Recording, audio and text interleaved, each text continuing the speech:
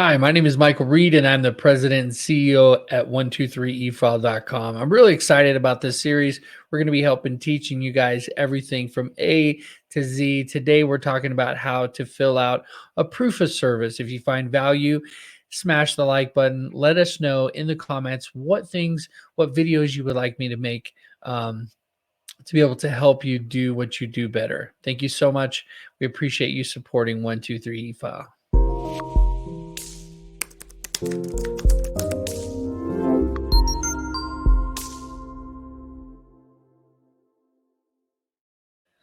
Okay, so today we're going to talk about a proof of service for a small claims case. Let me make this a little bigger for you.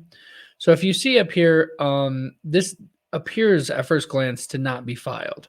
This is a small claims order to be served on somebody. You also see down here, you don't have the hearing date.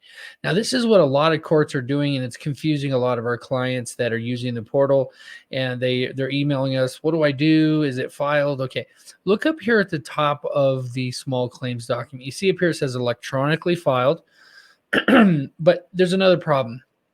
When is your hearing date, right? This is important to know as a process server because we have to serve the documents by a certain date for them to be valid, okay? If they're not served by a certain date, you have to get an extension, and that's why you have multiple dates here because sometimes they'll need to fill them out. But this court in particular, they actually do, and all courts do a notice of hearing, but that's what they expect you to get so that you know when your hearing date is. So for what we do is I actually went and hunted this down because my client was busy and wasn't getting back to us on when, all of the documents. They were busy. And so one of the things we like to do is go above and beyond. So we actually went to the court's website, hunted this down, and I purchased this document. I think it was like $5. This is the notice of hearing. Now, this actually gets sent to you directly when you file. So this is something that they could have given us, but they didn't. So we went and hunted it down because it is required to be served when you're serving your small claims case. Okay. So we have the small claims paperwork. Okay. You can scroll down here, all the case details. We can see who we're serving here and the address for where we're serving it. Okay. We went ahead and sent it to one of our process servers who took care of it right away. And this along with the notice of hearing. Okay.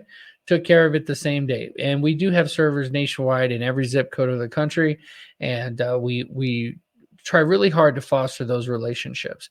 So you might be asking, well, Mike, how do I fill it out if I'm not a professional? Where do I find it? What I say to do is go to search California Judicial Council forms, and then you just click on this link right here. That's the quickest way to it. Then you're going to type in SC104. You could type in small claims and search around, and you would find proof of service small claims. Okay, just click download, and once you do that, this web form will fill out. If you're having trouble with the fields to fill out, you can actually go to a software called it's a website called ilovepdf.com, and it'll let you write over a PDF document. You can just go to edit, and you can do the same stuff that I did here. So what you have to do here, and I haven't completely filled this out, I wanted to show you a couple things. Some of the most common reasons why things will get rejected. Here where it says court, the court info, they require this to be filled out. It seems crazy to me because, it's a document, it's being e-filed with this specific court. But it has happened where people will try to file a document with the wrong court, right? Because sometimes you have different divisions and things like that. So where do you find this information? Your safest bet is to actually go to your initial documents, which is right here, and just look and see the case. They have this fancy little stamp, okay, these people who filled this out for them, that they plugged in here, and they put a little X next to it, okay? So what you want to do is you want to actually take this address and you want to place it in. So Superior Court of California, County of Riverside, okay? So that's what we're going to put first. We're going to put here Riverside. And then underneath that, we are going to pull that information. So this is the field sheet. When a process server serves for us, they always fill out the details of who they served. We're going to get to that in a second. But this here is the address. So we got 30755-D. Okay, let's start with that. 30755-D. Okay, what else do we have here? We have, let's see here, AULD Road.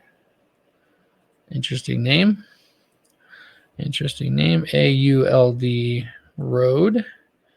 Okay. I'm going to fix that in a second. And that's in Marietta, California. Okay. It's in Marietta, California. So this actually goes up here with it right there. Yeah, Marietta. So we'll put Marietta down here. Marietta, California. Let me make sure I spell that right. Yep, California 92563 looks like. Okay. 92563. So now that you have that information, they're going to require this. Okay. If you don't have that in there, it's going to be a problem. So now if I didn't go get my notice of hearing, I wouldn't know when the hearing date was. Right here it is right here. 1/24/24. Kind of funny there. 24/24. Okay. So 01/24/24. Okay. And the time, let's look at the time. The time is 8 a.m. Department S101. Okay. So I'm going to put 8 a.m. S101. Do you see where I found that, right? It's right here. Okay. Oh, shoot. I could have just copied this. Oh, that would have been a lot easier. Okay. So see, we're learning, even I'm learning things as we go here. So the one important thing to know, if you're serving a business, okay, make this a lot easier on yourself. If you're serving a business, you're going to put the business name here and whoever the authorized person that you served was here. Okay. And a lot of people get confused about this. If it's a business and you're serving them the authorized person for service, that when you get there, it still qualifies as personal service. You personally serve the business. Okay. That's a quick note. I get a lot of questions about that. But their job title, right? In this case, we're serving an individual. So this person, okay. And then what documents did we serve? This is another common question. People get confused. They overthink it and think, oh my gosh, I don't have this thing. I don't have that thing. So most of the time you're just going to be serving the plaintiff's claim in order. And again, I didn't mention this in the beginning, but I'm not an attorney. I do not play one on television. Okay. Do not take this as legal advice. This is just helping you out, fill out a proof of service. Because we do this for a living, right? Process servers, we fill out proofs of service all the time. Okay. So it is within my purview to fill it out, not necessarily to teach it. So just consider this entertainment purposes only. Okay. All right. So service information. We're going to go ahead and, well, I would click here if I personally serve David. Okay. And I would fill this part out here. But since we give it to his mother, we're actually going to fill out that we'd served him at home. So there's a couple different places where you can mark it. So either the person where we served them where they work, like we gave it to somebody at their work, or we gave it to somebody where they normally receive mail. Now, receive mail could be like at their mother's house, but they do not live there. So this is some information you would want to know.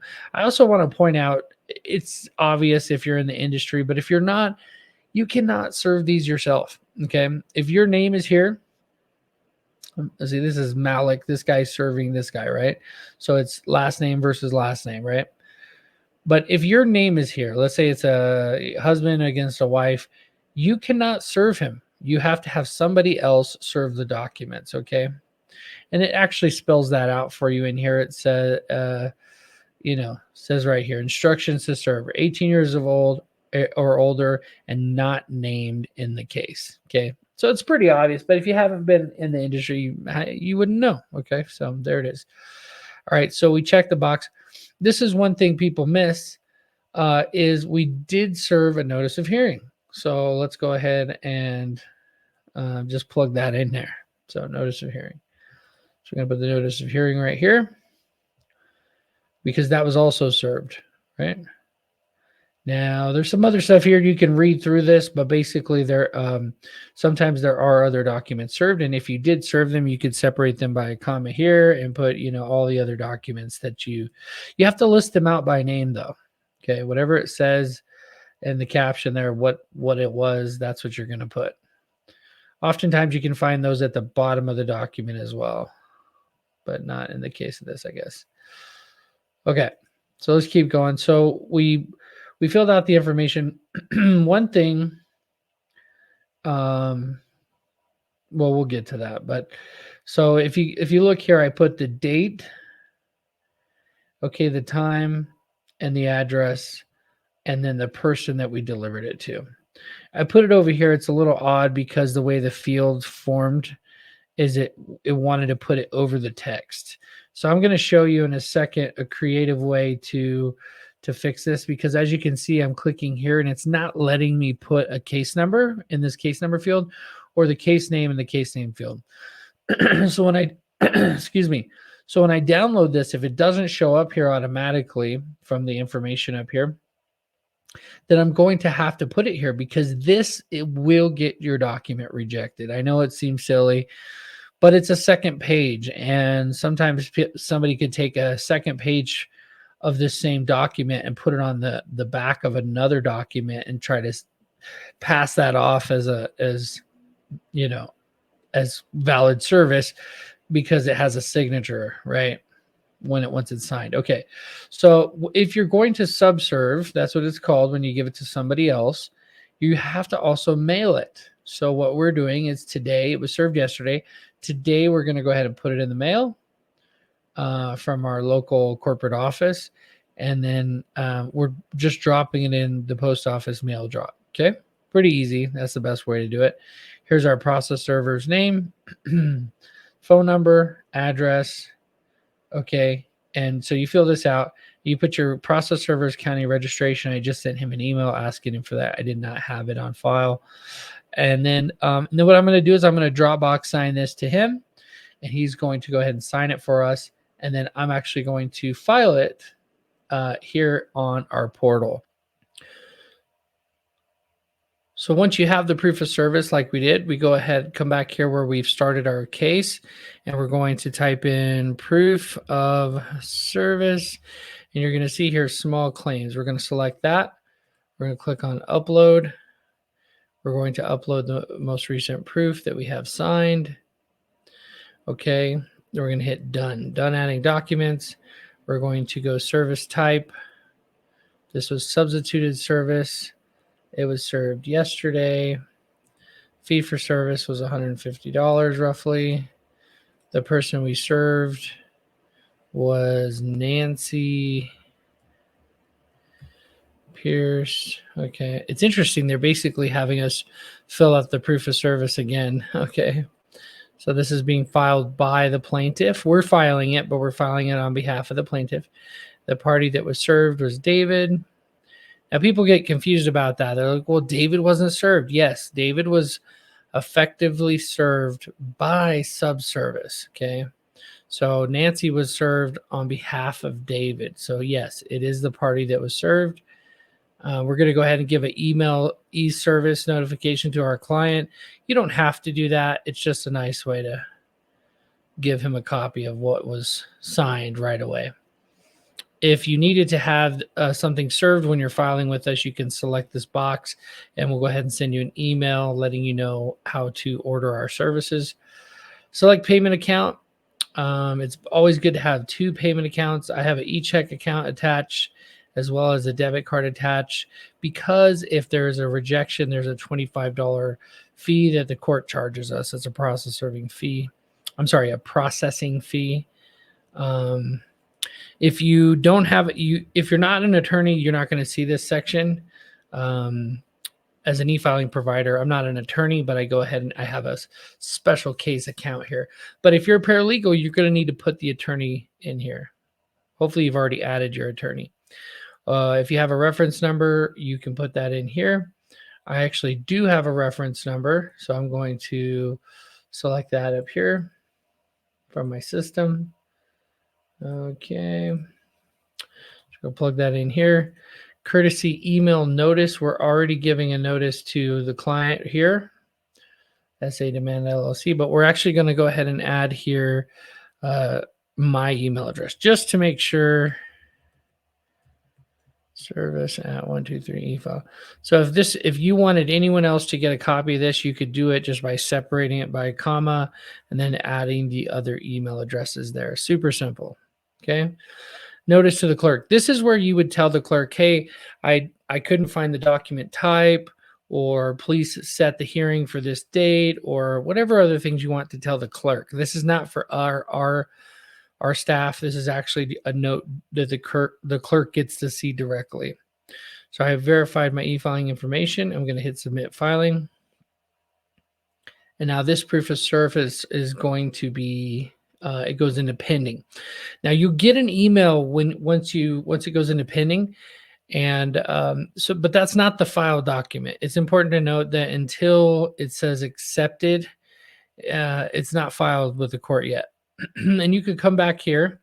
If you go to your dashboard, you can come back here and see all of your pending orders. Okay. Pretty simple. Once it gets filed, it disappears from here and you can find it under filing status. Click on filing status and it'll give you a list of all of your filings. I have hundreds of filings, so that's why it takes a minute. But as you can see here, if something gets rejected, you can come back in and file it. Again, you can click on it and edit it. Watch the other videos. We have a lot of videos that explain how to do all of these things and how to use the system. And I'm excited to be able to share these with you guys. If you have any questions, comment them below. I would love to make a video just for you. And if you are new to e-filing and you would like me to do a special presentation just to your staff, teaching them how to use the system and answering questions, feel free to reach out to me at service@123efile.com. Thank you so much, and we'll see you guys on the next episode.